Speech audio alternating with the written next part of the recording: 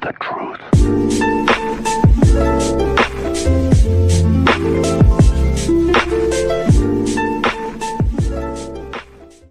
It pissed him off, and how much did him being pissed off contribute to what we saw here tonight? 6 blocks and 3 steals. Yeah, I don't think you guys really know what defense means. And you look at the numbers and the stats and the blocks, and it's easy for you to say, "Oh, DeMarcus had a great game." If somebody else tell you he didn't play well, then that's what you'll write. But I don't think anybody in our locker room is really blaming DeMarcus for anything. We all have our miscommunications out there, miscues out there, whatever you want to call it. But I don't think you guys had anything to do with tonight. Kevin, Steve said DeMarcus the last couple of days did a lot. I don't know whether it was being vocal or speaking up and just keeping everybody energized and together. Is that fair? We've been together since day one. Okay. But I don't think anybody did anything extra. Okay. We just came in and worked, and had good. Just had a good energy about the game. We were optimistic about how we wanted to play. We had Klay back. Which is huge piece, obviously. Sean back and Loon back. So it's good to have our regular team. I mean, we play against Boston, one of the best teams in the league, and now to have those guys back, it's just a different team, obviously. So I like the direction we went in tonight. Hopefully, we keep it up. And turn that into transition opportunities was great for us. Steph, how would you compare the energy and vibe in the arena and around the team when Klay gets going versus when you're having your night, or Kevin? I mean, it's all pretty electric. They've seen it over and over again, no matter really who it is, myself, KD, Klay. So we need those type of moments to. I hope it doesn't ever get like it's not ever expected, or it's like, oh, there is another day. That energy is still there, and tonight it was. Obviously, considering how the Boston game went, it was a good feel type of game, but we got to sustain it. Steph, it seems what did you see from him, and what kind of reaction do you think he's having to being the scapegoat, so to speak? He takes it so well. I know he doesn't let hearsay bother him. And there's a great matchup for tonight. I know he's motivated going against Jokic. He was in the MVP conversation. So DeMarcus was up for this game, and we're gonna need that from him down the stretch. He's such a load on both sides of the ball, especially defensively. He's got such amazing hands for how big he is. You saw it tonight. I mean, 6 block shots. How many steals? 3 steals. That's incredible for a big fella like that to do that. And he just weighs on you too. So there's no easy buckets when you're going against him because he's so physically dominant. Marcus has obviously been struggling from 3 for a little while. What was it like to see him hit that one and then see the reaction that he had afterwards? I thought it was great. We want to keep shooting those. I mean, he's one of the best big man shooters in the game. And his reaction was perfect. He got the crowd involved, and he's a showman. So expect that from him every time. Klay, this is obviously what you normally do, but after missing the last 2 games, what was key in just jumping back in and hitting the shots and making the impact he had defensively? Just playing with energy. Those 2 games felt like an eternity, and you miss it when your teammates and friends are out there competing without you. So for me, it was just about playing with energy and passion, and when I do that and I'm focused, the other parts of my game will open up. How important is it to you to have the nail down that #1 seed and know that competitor? He's one of those guys that's been misunderstood his whole career because he competes and he wears his emotions on his sleeve. In saying that, like I said before, our entire team played better defense, and so everybody want to single one guy out,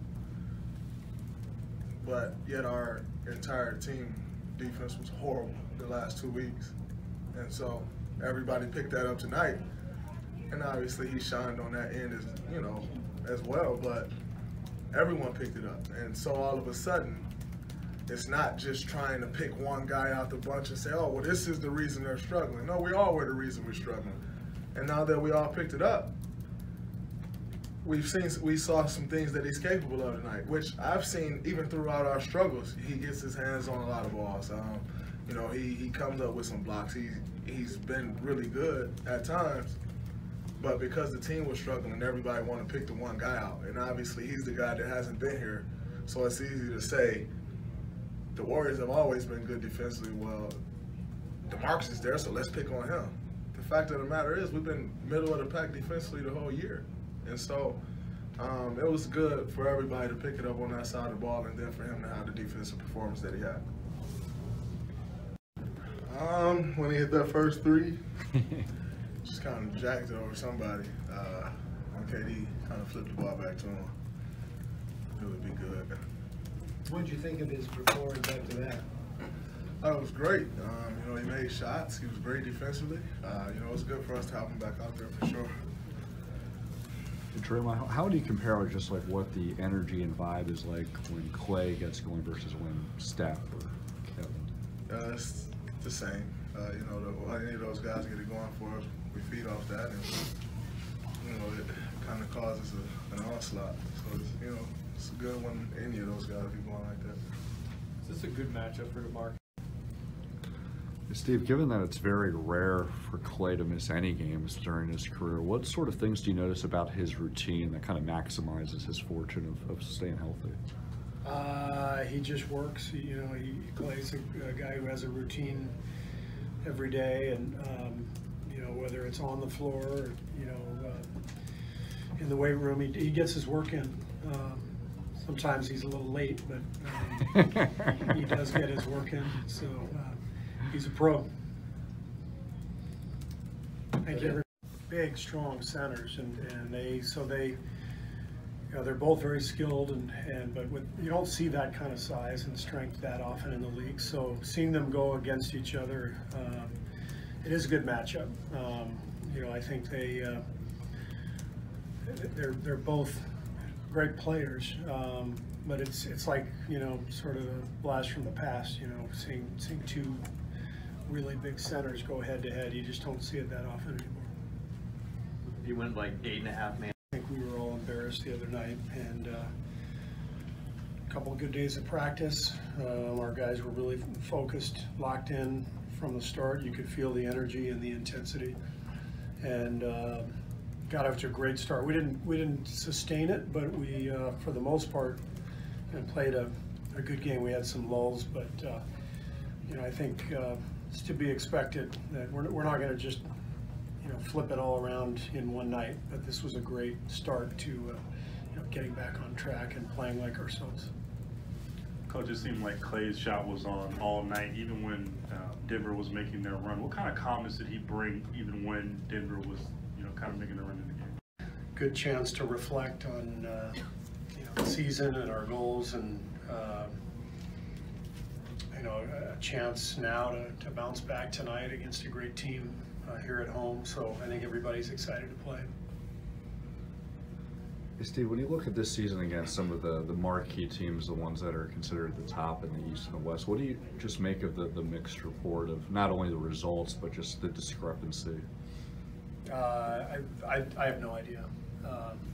We've had some great nights here, and we've had some very poor efforts.